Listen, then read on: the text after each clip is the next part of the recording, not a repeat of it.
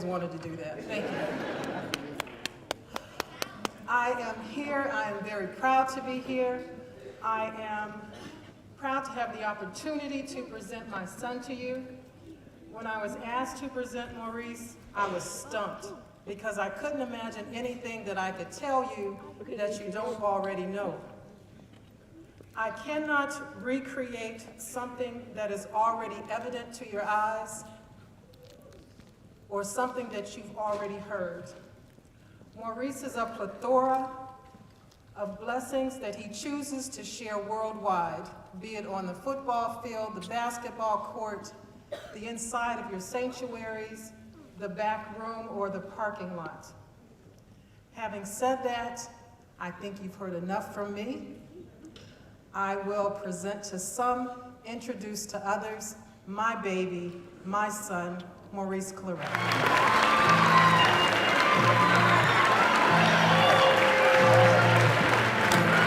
Good morning.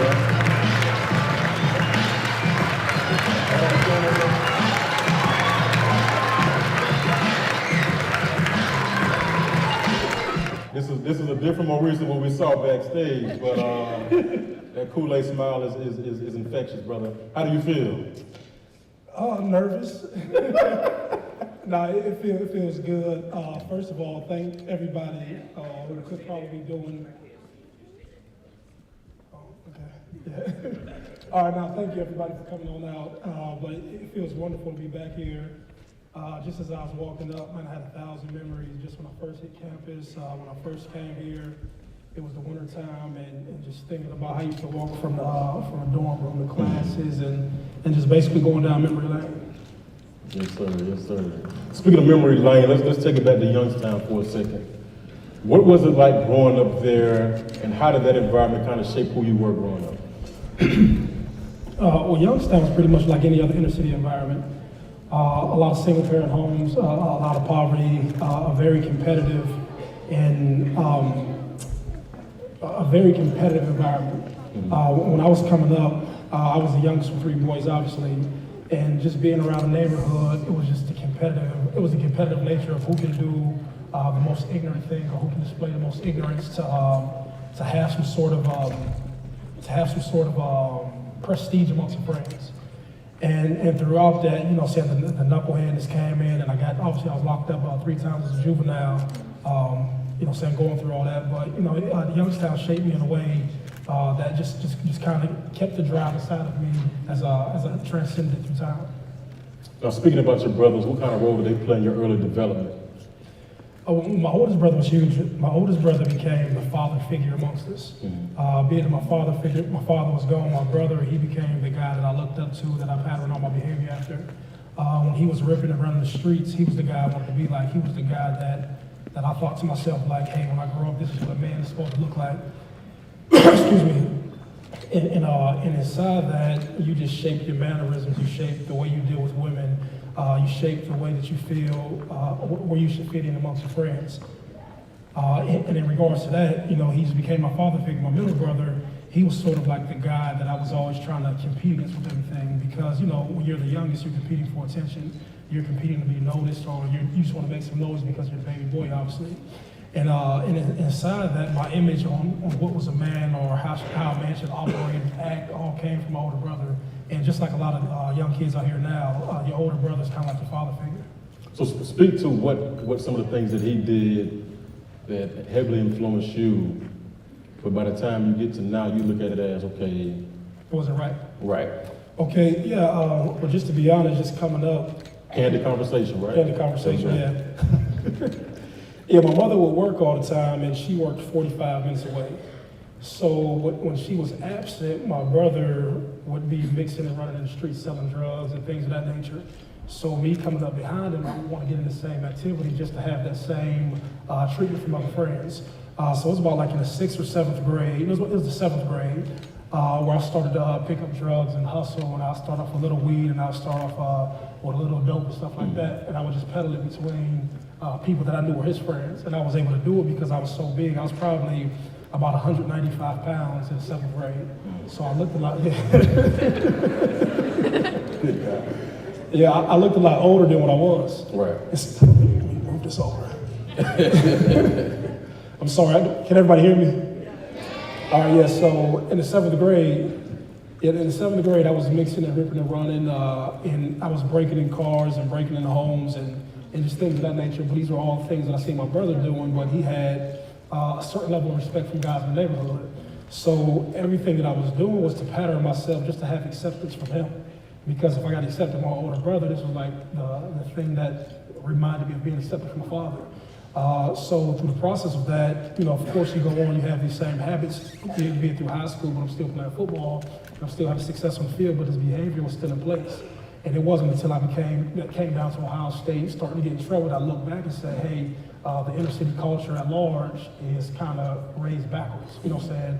We're meant or we're encouraged to do stupid things to gain notoriety amongst our friends, but in the long run, you're really walking down the road of destruction. You know what I'm saying? At the end of the day, you're destroying yourself with the habits that you create, be it the thievery, be it the stealing, be it how you treat women. You know what I'm saying? When you're coming up in the inner city, every woman's like, we're supposed to treat them like, per se, hoes. These are hoes, or there's no sexual gratification is the only thing.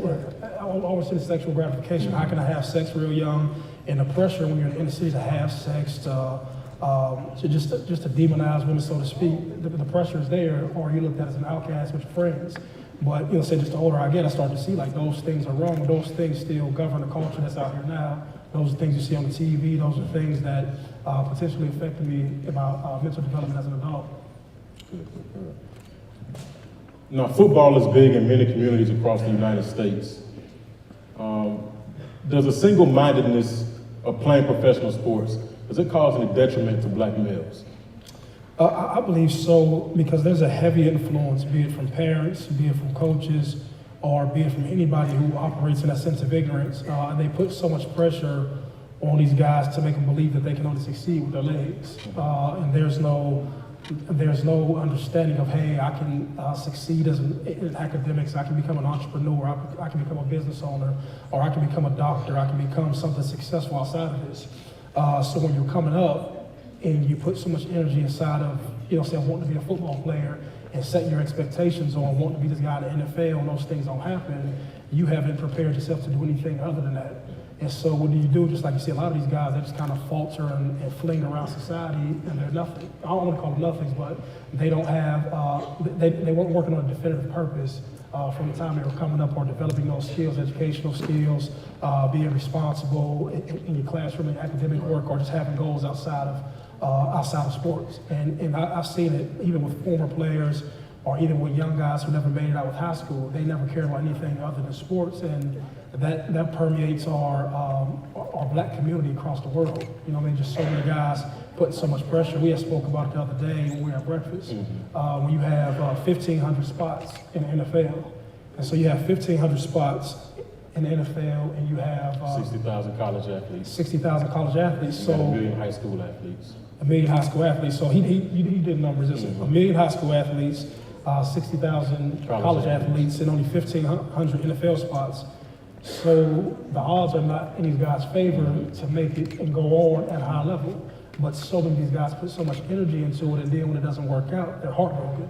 And they've never took education serious in a way of like, hey, how do I get a job, or how do I build a life like a regular human being outside of athletics? Because athletics, in a sense, is nothing but a stepping stone. It kind of gets you a head start in society.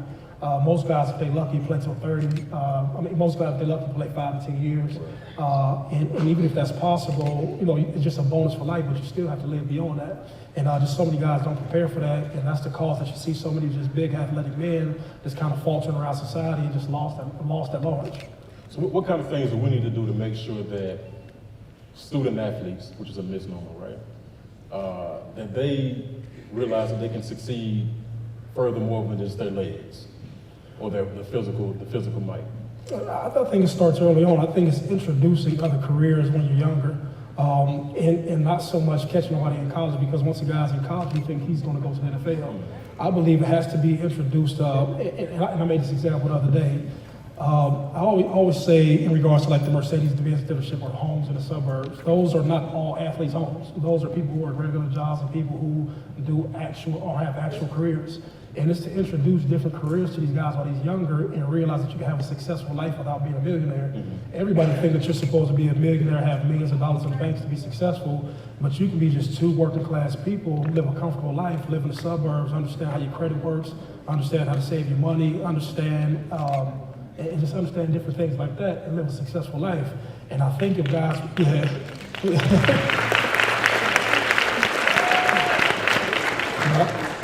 I think if guys understood how to do that, because I'm just understanding now, like how your credit works and how to manage money and how to manipulate, not manipulate the system, but how the system works. Right. Say in regards to credit and getting the home where you want to live and understand the budget, understand your overhead every month. I think if guys understood that early on, they wouldn't put a heavy emphasis on, I need to be this athlete to get out the ghetto. When I came up, there wasn't Google, there wasn't a million resources. It was like, okay, if you had a question, this day and age, if you have a question, you can go on the computer, Google it, pick it up, and the information is presented to you in this day and age. So for a guy to only believe that he can be some type of physical being on the field to be successful is insane. And I think, to answer your question, I think it comes to introducing this information when these guys are younger. Exactly. Now, when we look at you, 2002, 2003, you brought a certain intellectual component to college athletics, right? Here it is, this 18, 19-year-old freshman challenging the system. And he's smart about his assessment of things, of what he's challenging is right on, right? Now, do you think, are college athletes discouraged or hampered from being intellectual or intelligent? And is there something inherent in the process that makes it such a challenge to be a stellar athlete and a stellar student? Well, I'll answer the last question first. I think it's a struggle for a guy to be a successful athlete and a successful student because the demand for an athlete is so much. These guys spend 8 or 9 hours in the football facility, which leaves little to no room for the academics. Or if it is some sort of academic component, the classes aren't really classes that help you outside of sports. It's really kind of classes that you can flutter or fly by in. And the bar or the expectations are so low for these guys that they just let them do it. They let them kind of float through. And the athlete accepts it because I was in a situation myself. I accept it because it keeps me eligible and I'm not really challenging myself. So I would say the demand for it to be a successful program, be it if you're Ohio State, Texas, any big collegiate program, I think it kind of hampers the guy from being all he can be in the classroom because the demand to have success on the field is so high. Every coach wants these guys to have so many film hours. They want them to train all the time. They want to beat their bodies up and things of that nature. And so for a guy to take his energy elsewhere and to apply that same sort of mindset in the classroom, it's extremely hard to have that balance. And what was the first question? Are student athletes, especially star athletes, are they discouraged or hampered from being intellectual or intelligent? I think that's an individual choice, and I think it all comes to a guy's interests. Some of these guys, if they did some creative reading outside of the books that they may have in there, that they're provided through the classroom work, I think that may help a certain level of intelligence. I don't believe that the actual going to the classroom every day develop a guy's intellect. It develops intellect in a sense of classroom work. And I don't know if I'm hitting the question right on, but I'm not sure how to answer that. Let me ask this. Thank you. Well, I'm good, man. Thank you. Yeah. See how Georgia boys look out for you? Thank you. That's Mr. Harrison there, David Harrison. My point is, were you an anomaly amongst your teammates? When you challenged the system, so to speak, right? Because you brought a certain intellect to the game there. Would you say you were an anomaly amongst your teammates, or did your teammates also feel the same way? Speaking towards what? The whole one and done piece. Okay. The amount of money that you're bringing to the table for the university, right? Would you say that most student athletes recognize that, or their eyes more so on trying to get to the NFL? Most of them recognize it. but I was just in a position where I hypothetically said something and it got taken out of context. Right. I'm not sure if everybody knows, I never wanted to leave Ohio State after 1 year. The question in the interview was presented to me, and the guy said, if you had the chance to leave, and I said, absolutely. If I'm offered $20 million, anybody here who's offered $20 million, they would leave and they would go pursue a career and take $20 million. So he took that, and we went over to OSU, to the stadium, and he took some pictures, and they manipulated the magazine just for sales. But I never wanted to leave, but I honestly felt that way. You know what I mean? If I had the opportunity to leave, I'd have left and got $20 million to secure my future for my family. And I think anybody in here, if they're answering it with a clear mind, if you had a chance to secure your family, I think you would. And that was my mindset behind it. But, you know, I just seen the system for what it was. I didn't figure like I was looking at it as some intellectual way. It was just like, if I'm inside the system, if I'm able to go to the next level, if I can go compete and play in the NFL, then I'm going to go do it because my talent permits and I believe I'm physically able. Now, in your 30 for 30, speaking on that, you made a point that people are cheering for you one Saturday, the next day they won't hire you. And it often leads you back to the inner city and having to hustle, right? We speak on hustle. Yeah. How many of your teammates have suffered that same fate? There's a lot of guys, but it's all entertainment. Mm-hmm. The guys, when they hit the field on Saturday, there's people are cheering for the university. They're cheering for Ohio State. They're cheering for the Block O, and they want the guys to succeed. And they become connected to them in that capacity. But that's where it stops. But a lot of guys can't distinguish that. You know what I mean? Now, don't get me wrong. There's people who help you in the community, but at large, it's entertainment. And a guy can't see nothing more than that. It's just entertainment. You're entertaining us for this time being, for this time on the field. And that's where it stops. That's it. So would you say they deny your humanity in the essence, or? A lot of people don't look at you as a human being. A lot of people can't get past the fact that you're an athlete. You know what I'm saying? You're who I see on TV. You're who I see running football and things of that nature. But any intellectual conversation or anything other than that, it doesn't happen. You know what I'm saying? My situation specifically, on the terms or conditions I left the university, to the media, it was widespread that I was like this evil person. And this evil person that demeaned the university, and that was the picture I was painted. So the guys who I tried to get jobs from and try to integrate back to society, these guys were resistant. Like, hey, I don't want to do nothing with this guy because if I'm associated with Maurice, then I'm not in the cool crowd anymore. I'm not a part of Buckeye Nation or something like that. And I knew it was a misrepresentation, but if anybody's seen the film, it was too much to explain to somebody. You know, so an 18, 19-year-old kid, I can't explain all of those events. Mm-hmm. Or even if I try to explain it to somebody, it seems like I'm lying or trying to make an excuse for something. So I'm saying that for me, it was a little different with the representation on the way I was represented when I was leaving here.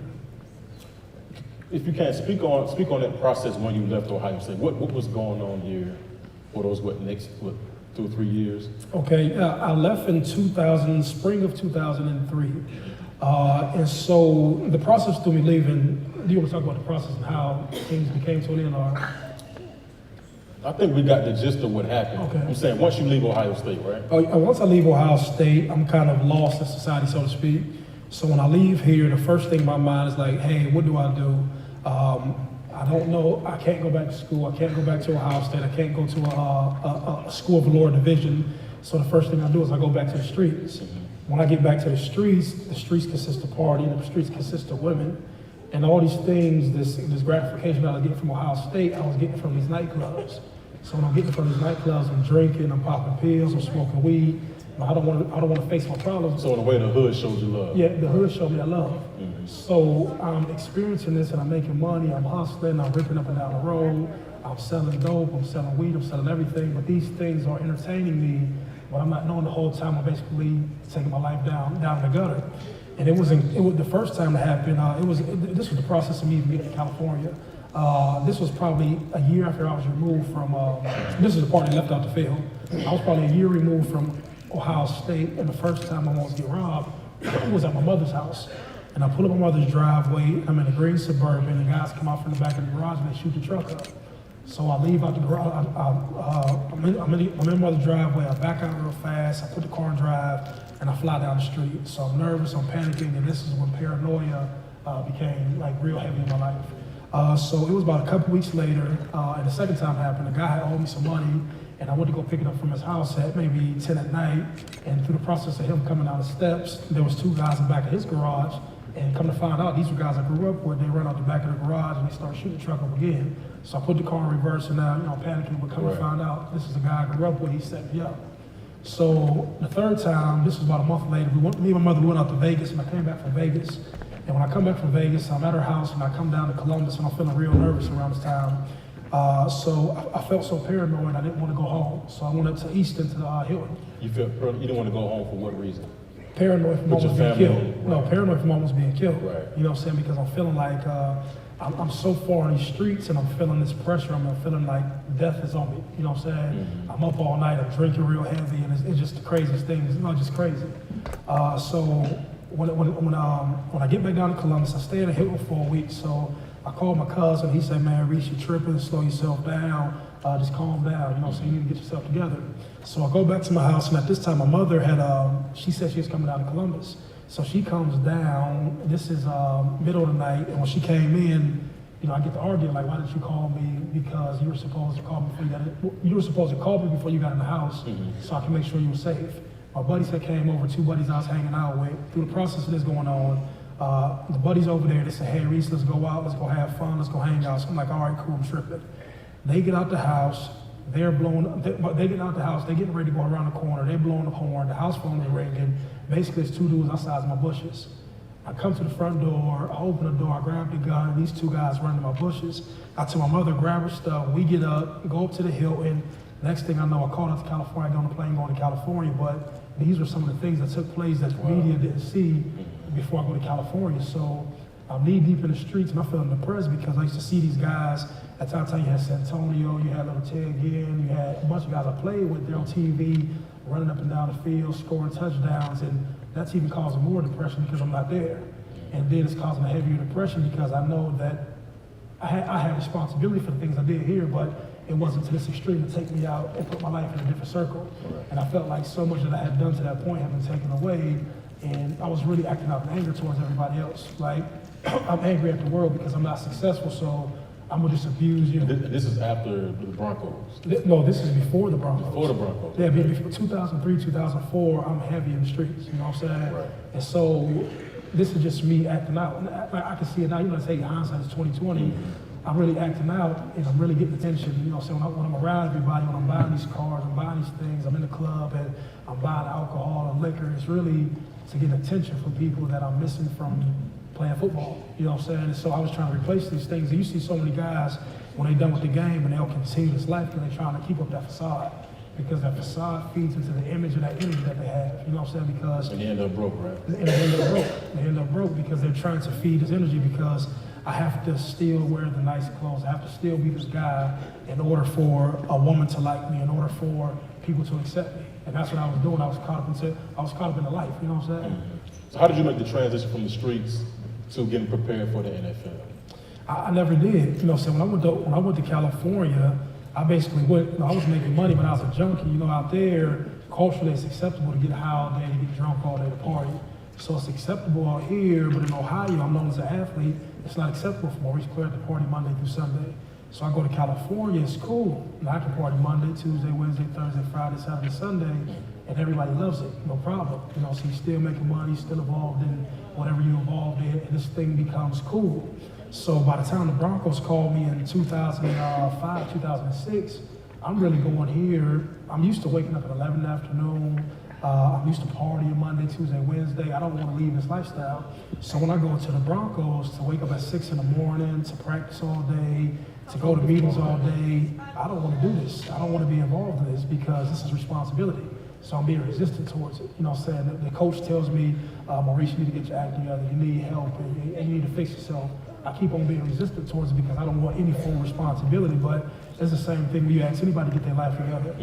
When you ask to get their life together, you're basically telling people to take a level of responsibility over your behavior and correct yourself. And I didn't want to do it because I wasn't prepared at the time. So what prepared you?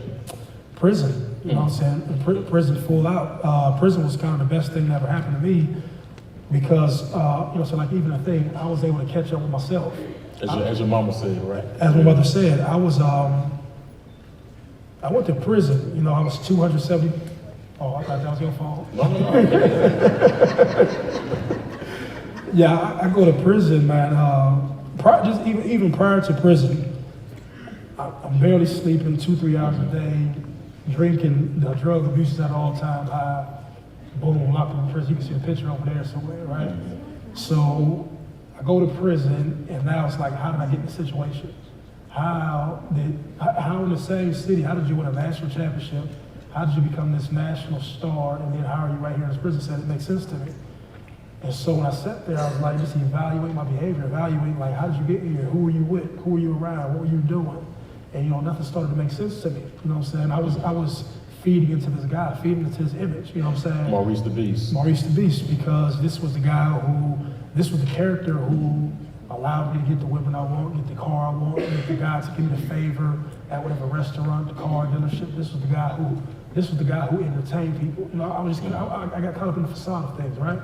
So I go to prison, and it was spiritual. You know what I'm saying? In a way, I was happy because I was able to control myself. You were happy to be in prison. I was happy to be in prison, not happy that I was there. I was happy that I was able to get control of myself because I couldn't go out the door. The first 7 months of my incarceration, I'm locked down 23 hours out of the day.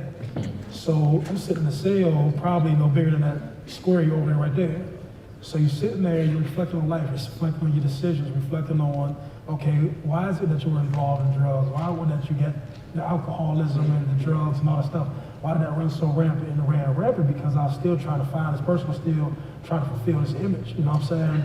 And so through the process, I picked up a book. I remember the first book I picked up was James Allen, As a Man Thinketh. So it was really about tracing your thoughts to your behavior. And then when I started tracing my thoughts to my behavior, getting control of my mind, I just started to become more conscious about my behavior and how it affected other people, how it affected my mother, how it affected Ashley, how it affected my daughter. I started to be more responsible for her. I started to feel like I felt more empowered just to educate myself. Like the process of educating myself wasn't to get on a football field, it was to become a better individual. You know what I'm saying? And so throughout that process, when you start to build yourself up, you build your thoughts up, you start to transform into a different human being. Your perspective, or my perspective on life, just had changed at large.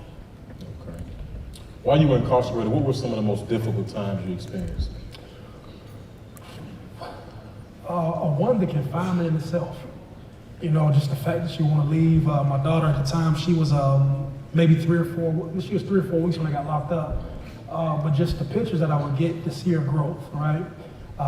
And then you couldn't be a part of that. And so at large, I was I used to tell them not to visit me because it would hurt to see them come and to see them go. You know what I'm saying? It was easier for me to lock a place in my brain and say, hey, come and visit me every once in a while, because I can deal with every once in a while, but the actual separation from the child, person Ashley gave birth to the child, but a person that you helped create, did this life, you're not here. You know what I'm saying? You repeat the same thing that your father did, and that's scary. You know what I'm saying? Any guy who loves responsibility knows if you're not there with your child, it's scary because the world can be crazy. The world, she could run into somebody who was in the condition that I was in. You're not able to provide for them, or just so many wicked things can happen. You know what I'm saying? Or you're around inmates and you see some of the things that they've done, and you're like, what if these things were done to my family, and I'm supposed to be here to protect her? You know what I'm saying? So those things are hard. The fact that my mother kicked in, and your mother is helping out with your responsibility. That's an embarrassment as a man.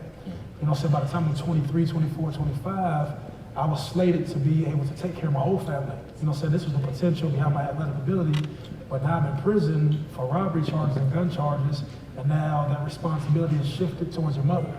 You know what I'm saying? So, like I said, when you're dealing with those thoughts, when you're dealing with that reality, those things are hard because you understand you created them. And I was understanding how I created that situation for myself, and I couldn't, if I want to be better at football, I can work out, I can get out of the situation. I can teach myself to run somebody over, I can teach myself to run fast and catch a ball, right? But when you're in prison, you can't get out faster. You have to be patient and wait, and wait, and wait, and wait, and wait. And no matter how many struggles you see somebody go through, you can't help it. The only thing you can do is offer words of encouragement or to prepare yourself to potentially do better when you get out, you know what I'm saying? And just seeing the process through the humble living that had to take place when I was gone, those things attacked me, those things affected me, and that was probably the hardest part of the incarceration. So when you speak about getting out, what were some of the biggest adjustments you had to make? You back to your family, right? What were some of the biggest adjustments you had to make once you were released? The biggest adjustment was just not being so aggressive. Prison What do you mean by that? Prison is a very intense environment. You know, from the time you wake up to the time you go to sleep, it's just intense. It's violence all day, it's hatred all day. And even though you may not participate in all of it, excuse me, even though you may not be a part of it, it's so close to you that your mind frame has to be intense. So when I get out, everything is serious to me. You know, like I've conditioned myself to be serious about everything. So when I come home, I don't know how to operate. You know, for 3 years they had to operate on their own. She was taking care of her. My mother was helping out. So me even getting back into the family aspect, I don't know what to do. Like I can remember the first time she told me to help out get my daughter ready, her getting her clothes ready. I was like lost. Like, I don't know how to do this. I'm not used to this. I didn't even feel comfortable because how do I operate as a man inside of a family? How do I treat her? How she's supposed to be treated? How do you communicate? Like everything in prison, every time somebody talks back to you, you take it as offensive. So I had to get over that hump just within myself to just be, to just communicate better. You know what I'm saying? Those are things, even with the housing thing. As a convicted felon, the only places that you're allowed to live are basically inner city communities. So when I get out, I had an opportunity to play football. So when I played football out in Omaha, I had a little bit of money when I came back. So when I wanted to move, I didn't want to move into the environment that reminded me of prison or some inner city environment. I wanted to move into a suburb. I tried to move to Dublin and New Albany and Upper Arlington and those things, right? So I kept on getting declined everywhere I go because I'm a convicted felon. But the most embarrassing thing was like the same people who decline me, the same people who want to autograph or picture before you leave. You know what I'm saying? Yeah, it's the reality. That's real. Yeah, you know what I'm saying? So, you know, it's the reality situation. So luckily we had somebody take a chance. That was Dublin. I moved to Dublin. Hold this over for y'all. I don't talk real loud. I don't talk real loud and I talk real fast. It's a bad combination. Yeah. No, but we had moved to Dublin, and there was a lady who took a chance on it and said we was basically living in a box. It still felt like prison. You know, it was basically an apartment that nobody wanted. But we survived that. We went to Omaha, and even when I came back from Omaha in 2012 or 13, and even when we had got back, it was still like you can't move to these suburbs. You know, so we want you to go back to the same environment you come from. And even as a prisoner, even as a guy who's not Maurice Clarett, I see how these guys get involved back into the activity because it's kind of set up to fail. If I put you back in the same environment that you come from, and if you understand the psychology of a human being, when things get a little tough, it's easy just to lean on what you know. You know what I'm saying? People at large are not disciplined. So if these guys are trying to take care of a family, if these guys created 2 or 3 or 4 kids, and it's time to kick in and take care of your family, it's very understandable why they get back involved in this. But I just kept on fighting, and I had faith. You know, I started to go to church real heavy, praying. I'm going to the pastor. I'm saying, hey, you know, I need help. You know what I'm saying? Because I can't move back to the inner city. I refuse to move back inside this environment in the condition I am right now. And so, you know what I'm saying? Luckily, a lady from the church had ended up having a house for me to rent, and it was, you know, it was a little further out. It wasn't the inner city. It wasn't what I wanted, but it wasn't the environment that, you know, it was the environment I didn't want to live in. You don't know. You talked about this how to structure yourself as a man, right? And the absence of your father. Could you speak on the role that his absence played in your life? For the most part, guidance. I think anybody in here who didn't experience or didn't have a father coming up or some sort of father figure, it's really like a guidance. So you kind of float from man to man, trying to look for direction just to grow. You know, and me, I had it with coaches. The coaches became my fathers because these were the men that I knew. You know, even though I didn't want to be like them, they had characteristics inside of them that I felt like was just helping shape me as a man. And so when you're younger, if my father's there, I don't think I'm not getting locked up. You know what I mean? Because he probably gonna kick my butt. You know what I'm saying? Or I'm intimidated because this is not what I'm supposed to do. You know, when you're a kid, you don't know how to spend your free time. You know, if it's not playing sports, like we just getting in trouble.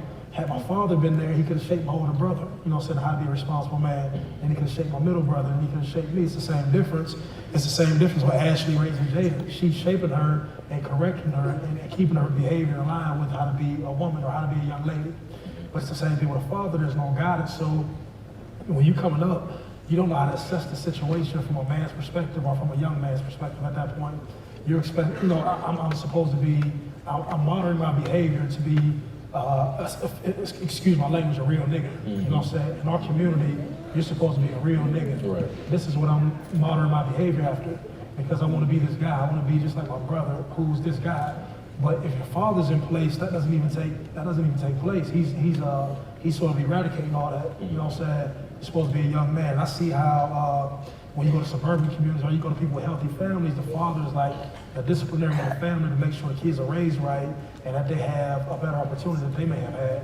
So in that sense, you know, I felt like my father could have played that role, but like it's nothing like at the place I'm in my life now, it's nothing that I'm mad at because it helped to develop my independence in a lot of other ways. You know what I mean? Like even coming up, I was always trying to become this independent person to show myself that I can take care of myself. And I think if my father would have been there, I don't think that would have played a role. And you guys, even to say this, I feel that independence brought a championship to Ohio State. And I said, from this standpoint, I moved out of my mother's house. I moved to Warren when I was 15, 16 years old. So I was going back to high school by myself. When I was buying cars in high school, I was working by myself. I was buying these things by myself. I wasn't dependent on anybody. And so when I wanted to graduate early in high school, I graduated early. I took summer school courses and I graduated early, and I was comfortable with coming down here in January. And that's where all these guys get the graduate early thing from, because I started back then because I felt I was independent. You were a pioneer, huh? I was a pioneer, yeah. And so, yeah, that brought us a championship.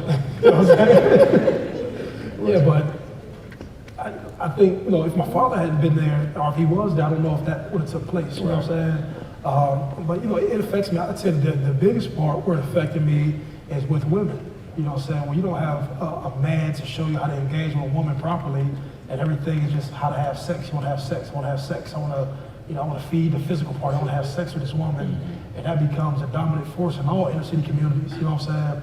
That becomes what they put on TV. That becomes what they put on social media. Everything is about sex. You think that that's the role you're supposed to play with women. You know, everything is just sexual based. And so those are a few areas. You know what I mean? And I feel those things could have been redirected a few years in my life. Then there's a clip from the 30-30 we want to show regarding your father.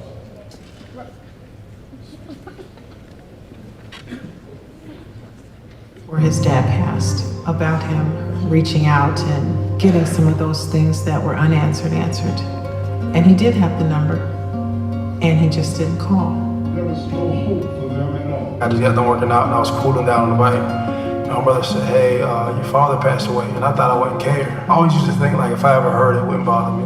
But when I saw him in the casket, body not moving, he's not moving, and everything was silent, that's when it hit me. It was real deep. This is where you come from. He was who he was, and this is where I got my gifts from. Although there were unanswered questions, he's your dad. And I know you have love for him. And it's okay. It's really okay. I had a chance to make it right with the man. He just doesn't go. But me so caught up in my ego, I don't want to be bothered with you. I don't know, man. It's just fucked up, you know. And the fact that you got a chance to make something right with somebody.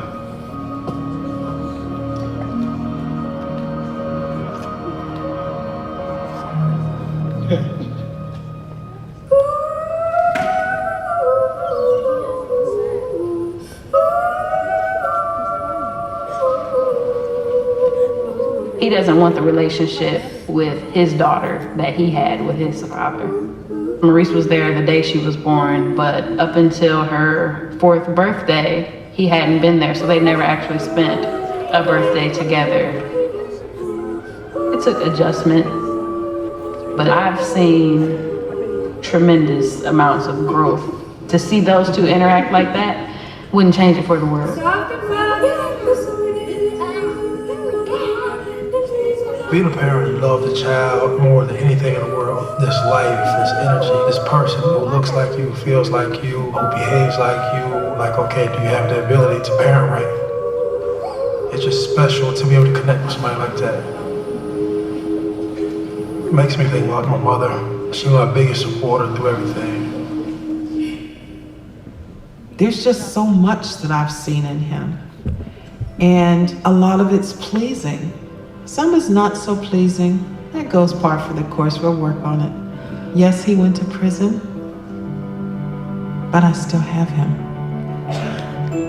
I can touch him. I can kiss him. I can pinch him. I can be angry with him. He's still here.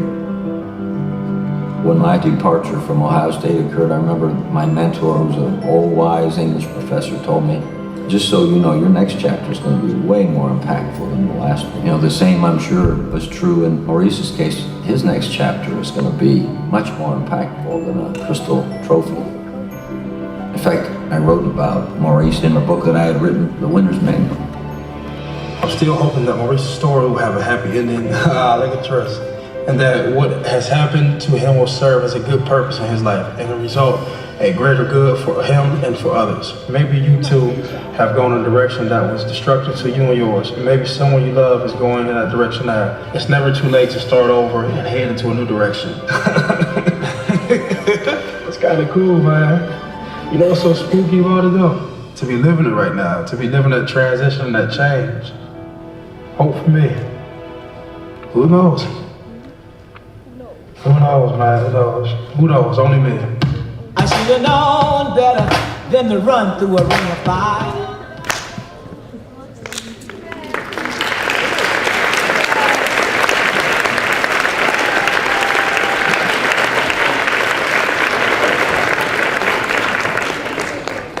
So when you look back on that, what comes to mind? We talked about fatherhood and responsibility, right? What all would you, how would you summarize that? Well, I think the biggest thing, if I was to say that sticks out, has to be the forgiveness part. You know, my mother had given me the number to contact my father, but just sometimes when you're a young adult, or when you caught up into your ego, or you caught up into this, I hate my father, or I can do everything on my own type of attitude, you're really blocking your blessings, or you're blocking something in your heart or in your spirit that you're supposed to be connected to. And it was something, it's something I can't get back. It's something that when I seen him inside the casket, I knew like death is final, you know, it's over. Like there's no more replaying, there's no more like, hey, can you get back up, let's try this thing over again. And I felt that burden on me because I felt like I was too big to go and talk to him, or I held these stupid feelings for no reason. You know what I'm saying? I don't know what happened between him and my mother. You know, my mother never told me like anything good or bad. It was just always a relationship that I never had with the guy. And I should have been man enough to step back up to him and say, hey, even though things didn't work out, as a man, I need your guidance, I need your help. I just need that in my life. I need that relationship.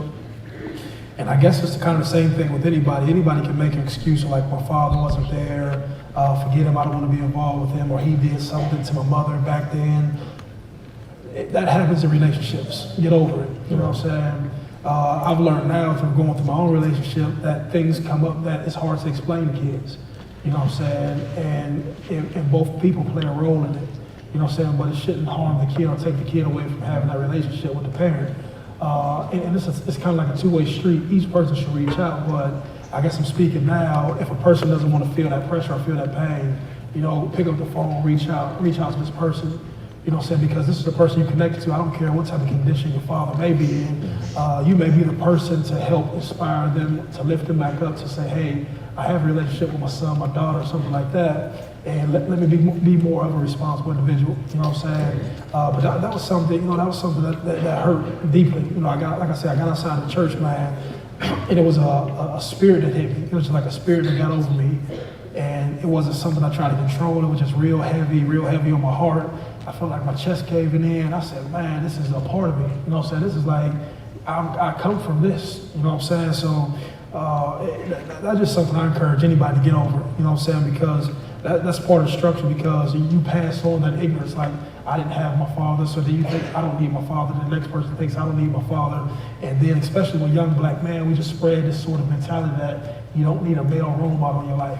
So that goes back to the authority thing. Everybody needs authority and discipline.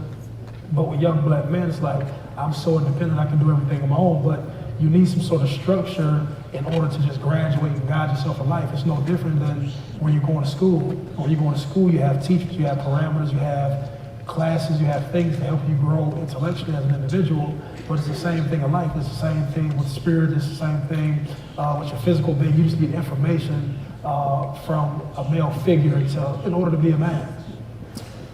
Now, when you speak on helping you grow, right? In your book, My Life, My Story, Redemption, you have 3 chapters, as 2 of them walk away, titled Thinking About My Mother, My Lady, and Full-Time Father. All which express deep gratitude to Jaden, Ashley, and Mama Clarett. Can you speak to the role they played in your life once you've been released from prison? Well, I'll start from the top up. Since I've been released. Mm-hmm. Or just in general. In general, well, my mother is kind of the backbone of everything.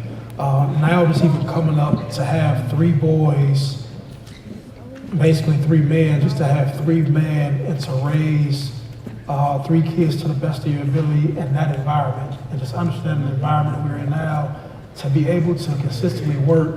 She worked at UConn, Northeast Ohio University College of Medicine, basically to drive 45 minutes every day, to go to a job, to come back, to provide for 3 boys, to do it for 17 years. That's dedication, that's discipline, that's a commitment to making sure my kids have. Then to switch from there and to do it through high school, to be supportive when all of us was going to jail. All of us had went to juvenile facilities, and me and my brother had went to an adult prison, but to be there consistently, showing the love, showing the support, when you don't have to. You know what I'm saying? Once the kids turn 18, you can say, hey, I'm done with you. But for her to show up consistently throughout all those years, when I know how hard it is, I'm parenting a child now, and I know how hard it can get, and it's easy to say, hey, I don't want to do this no more, I want to give up. It just take the easy way out. But to consistently do that, I can appreciate that. Ashley, that's a companion, my lady, my woman, somebody who I started a family with, somebody who is an extension of my mother, I believe. And I think the qualities that she have in her, I think I get those qualities I look for my mother, that security, just to being able to talk to someone, being able to be a friend, somebody you're loyal to. No matter what goes crazy, you can always find that way back to, hey, this is a person who I love deeply spiritually. You know, this is a person who, you know, when she first met me, I'm in California driving a Benz. I got an apartment. I'm paying $3,500 a month. I'm living a life and partying every day, right?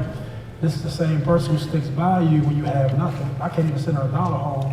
I don't have anything. When she has to call me and say, hey, I got to do my shopping at Walmart, and she humbled herself just in order to support me throughout what I was going through. You know what I'm saying? So you see those characteristics. That loyalty is the same loyalty that my mother has to me. So I identify the characteristics I want in a woman from my mother, that I want in my girlfriend, I want my future wife. She's my fiance now. So good job, brother.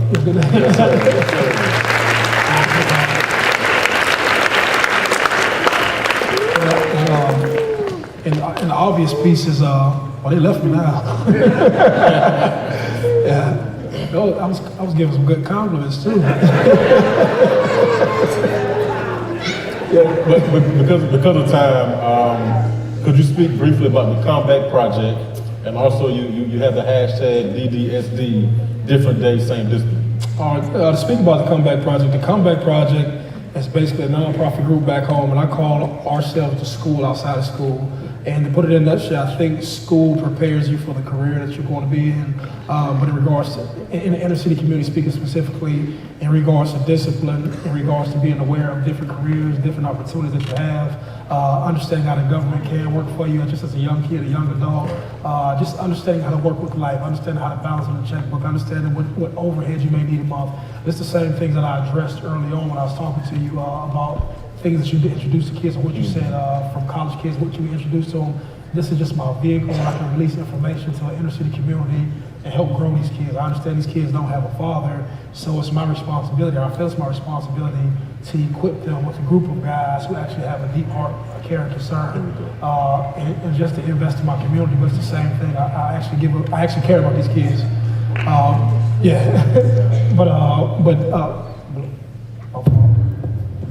Sorry. Yeah, but different day, same discipline. That's the thing. If anybody follows me on Twitter, they see that I consistently do over a period of time. But it's basically, I believe each individual needs to find different things on a daily basis that keeps them productive. And my thing is, I wake up every day at 4:30 a.m. between 4 and 4:30. I'm in the gym at 5. I'm out of the gym by 6:30. When I get back to the house, I'm ironing clothes and making breakfast. And I use that as a sense of serving somebody else. Like I'm thinking outside of myself. I'm helping them to get prepared for the day. I'm helping their clothes ready. I'm making sure they're situated. Like, so my mind is serving somebody. But prior to that, I've worked out physically, spiritually, mentally. I'm visualizing my day. So I hit the weights, I've hit that. I usually got some audio book on that's helping to feed my mind, or some sort of YouTube video that's helping me to just put my thoughts in the right order. And then by the time the day hits, I've done those things that help me keep successful. And I've done those things in prison. When I was in prison, I used to wake up every day after I was done working out. At count time, I would pick up a book, I would read it, and these things kept me having progress in prison. You know what I'm saying? So I adopted those same things, brought them out here. It's the same thing I'm teaching everybody. And I think each individual, you know what I'm saying, from a physical component, from a mental component, from a spiritual component, I think you need to feed those things on a daily basis and let those things sort of shine through, you know what I'm saying, throughout your day-to-day process. And it's something I do, it's something that keeps me successful. It's something to help me work out the ruts, something to help me work out the slumps I've been in. But it keeps me moving forward, and I think that I've been able to take advantage of opportunities that come my way because I've been disciplined. And I think that's the only thing that I hang my hat on these days outside my faith, is that, you know, my faith and my discipline just keep me rocking and rolling. And it puts me in positions to be up here talking to you, and that's pretty much it. Yes, sir. Yes, sir. Last question. What's next for Maurice Clarett? What's next for Maurice Clarett is doing more of this, being more involved. Let me rewind the story. What's next in a major aspect is to finish my education. And that's... What do you plan on finishing?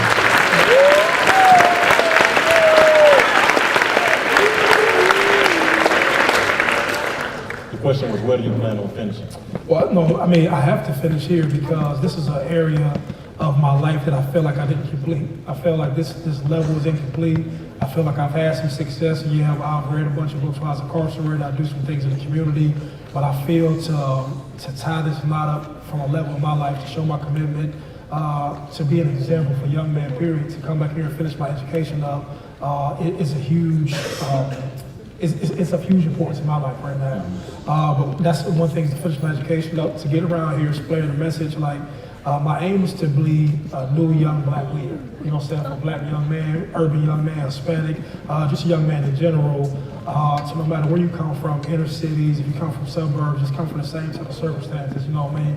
You can get out of that mentality, the mentality that dominates that culture doesn't have to dominate your mentality.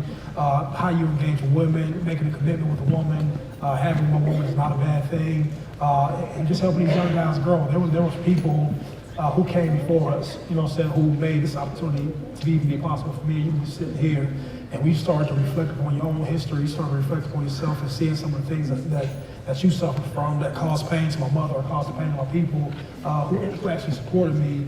Those things weigh heavy on my heart, and you want to make those things right, and give people an opportunity to not put their families or themselves in those situations. You know, life is to be lived. People are supposed to have fun. You're supposed to have a smile on your face every day. You're supposed to joke around. You're supposed to uplift your people. You're supposed to have fun and be supportive towards, you know, you're supposed to be supportive towards, you know, say, the next individual.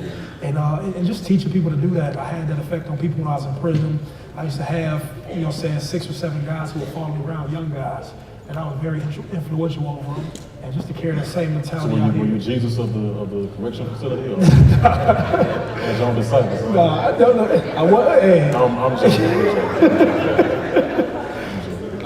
just I wasn't Jesus, but I had a group of young, strong brothers around me, right?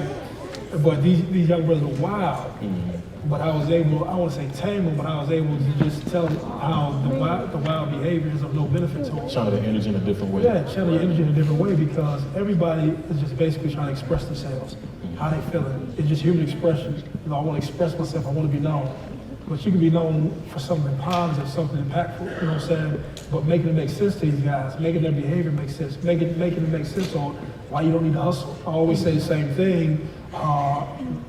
And I tell young men, and these young black men, and take this the right way, drug selling is a form of entrepreneurial activity, because you're buying a product, you're trying to buy it for cheap as possible, you're trying to sell it in the area where you get the highest rate of return on it. You're trying to, that's logistics, you're trying to organize guys to basically move around and to sell this product and to manage your money and to go get more drugs. But It's the same thing, just buying different products. It's somebody who bought this table, who bought these chairs, who created a contract with Ohio State, who bought these speakers, who did the flooring, who put the lights up here. The suit, the bow tie? Yeah, the suit and bow Right. tie, There you yeah. go. So these people, these are actual careers or jobs that people have. And if you can make that connection between the younger guys with their brains, okay, all I have to do is I can become an entrepreneur in different facets and learn how to manage my money and grow my life. I don't have to sell drugs. So drugs or crime is no longer an opportunity. That's the same thing I figured out. I figured out what people want, how they need it, and put myself in the middle. But what's next for Maurice is basically helping people. Right on, right on.